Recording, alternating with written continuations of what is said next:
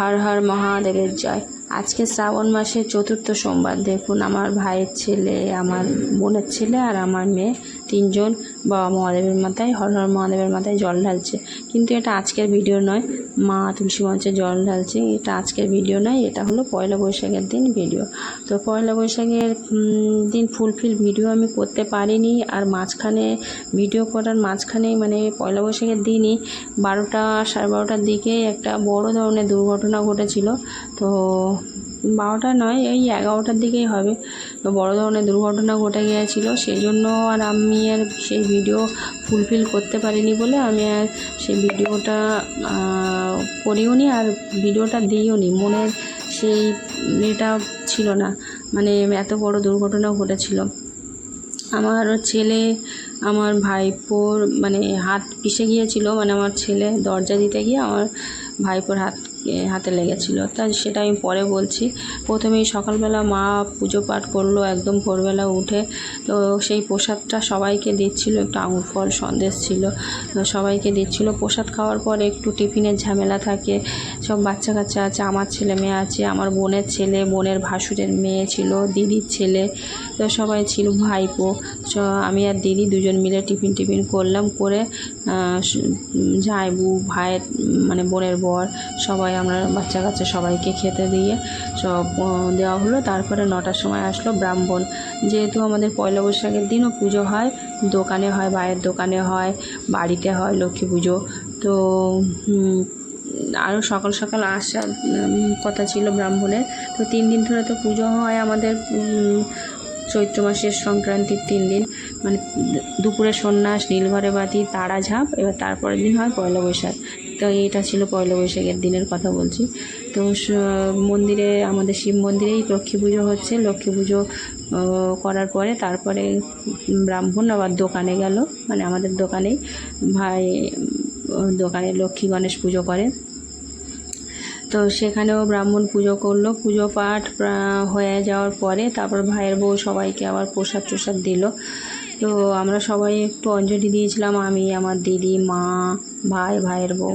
তারপরে দেখুন বেলার দিকে একটু ছেলে মেয়েগুলো, আমার ভাইপো, বোনের ছেলে, আমার মেয়ে, তিনজন ওরা স্নান টান করে একটু নতুন জামা কাপড় পরে শিবের মাথায় জল ঢালছিল। এটা আমরাও করি, মানে আমরা ছোটোর থেকে আমরাও স্নান করার পরে আগে ঠাকুরের পুজো দিই, মানে জল ঢালি। তো তারপরে প্রসাদ দিল ভাইয়ের বউ সবাইকে। আর এই যে মাছ ধরার ভিডিওটা, এটা ছিল পয়লা বৈশাখের আগের দিন, মানে সংক্রান্তির দিন, চৈত্র সংক্রান্তির দিন। যেহেতু পয়লা বৈশাখের দিন লোকজন খায়, মানে যত সন্ন্যাসী হয় আমাদের, সেই সন্ন্যাসীরা, ঢাকি, ব্রাহ্মণ, আমরা অনেক লোকজন থাকি, আমার পিসিমারা সবাই থাকে। তো এটা পয়লা বৈশাখের দিন আমরা প্রতি বছর একদম ছোটোর থেকে জ্ঞান হয়েই দেখছি যে আমাদের পুজো হয়, পুজো পাঠ হয়, এই পয়লা বৈশাখের দিন খাওয়া দাওয়া হয় আর পুজো পাঠও হয়। তো সেই জন্য পুজো পাঠ ভাই আগের দিন সব পুজো পাঠ সেদিন তো হলো, আর আগের দিন সব মাছ টাছ ধরে রাখলো। আর মাছ অনেকটাই ধরেছে মাছগুলো, তো তারপরের দিন রান্না হবে, মানে আমার ছেলে আর আমার ভাই দুজন মিলে ধরছিল, আর চেম্বারে সব জল চালিয়ে দিয়ে জাবিয়ে রাখছিল। আর তারপরে এই মাছ ধরতে আবার ওদিকে দিদি আর জাইবু আসছিলো, মানে পয়লা বৈশাখের আগের দিন দিদি আর জাইবু আর দিদির ছেলে আসছিল। তো ওরা আসার পরে আমার দিদির ছেলেও আবার ফের আমার ভাইয়ের সঙ্গে মাছ ধরতে লেগে গেল, মানে আমার ছেলে, দিদির ছেলে আর আমার ভাই তিনজন মিলে মাছ ধরলো। আর এত পরিমাণ মাছ ধরছে, দিদি আমি সব বারণ করছি যে এত মাছ ধরিস না। ও যা মাছ ধরেছে প্রায় 50-60 জনের খেতে পারবে সেরকম মাছ ধরেছে। কাতলা মাছ, লিভার কাপ মাছ, বড় বড় গলদা চিংড়ি, জাপানি পুঁটি, রুই মাছ, তেলাপিয়া মাছ, সব রকম মাছ ধরেছে। তো ও একটু হাত লম্বা, ও অনেকটাই বাজার ঘাট বলো যাই করো। আর এই পয়লা বৈশাখের আগের দিন মাছ ধরা আমার বাবাও করে রাখতো, মানে আমরা তো সেই ছোটোর থেকে দেখছি যে আমাদের বাড়িতে পয়লা বৈশাখের দিন অনেক লোকজন খায়, তো আমার বাবাও আগের দিন মাছ টাছ ধরে রাখতো। আর আরও তো আছে আড়তের থেকেও মাছ নিয়ে আসতো পয়লা বৈশাখ, মানে সেটা পয়লা বৈশাখের দিনই নিয়ে আসতো। তা যত যা মাছ হয়েছে সব মাছগুলো আবার চেম্বারে দিয়ে রেখেছে, জাবিয়ে রেখেছে। তো এই দিন ফুলফিল ভিডিওটা আমি করতে পারিনি। আমি এদিনের কথা বলবো না, পয়লা বৈশাখের দিন ফুলফিল ভিডিও করতে পারিনি।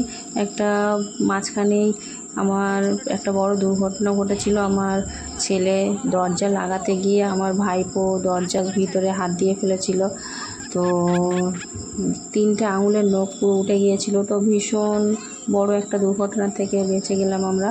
এটা আমাদের বাবা মহাদেবের আশীর্বাদ বলা যায়। তো যাই হোক, সেটা আমি পরে আবার একটু বলছি। তো মাছ টাছ ধরার পরে আবার এদিকে সন্ন্যাসীরা সব সংক্রান্তির দিন, তাড়াঝাঁপের দিন সন্ন্যাসীরা আবার সব শিব নিয়ে বাড়ি চলে এসছে। মানে সকালে শিব নিয়ে পাড়ার দিকে যায়, দুপুরবেলা চলে আসে। তো তারপরে তাদেরকে আমি একটু জল, ছাতু, ফল টল দিলাম খেতে। আর আমাদের আবার নিরামিষ রান্না হয় 3 দিন ধরে।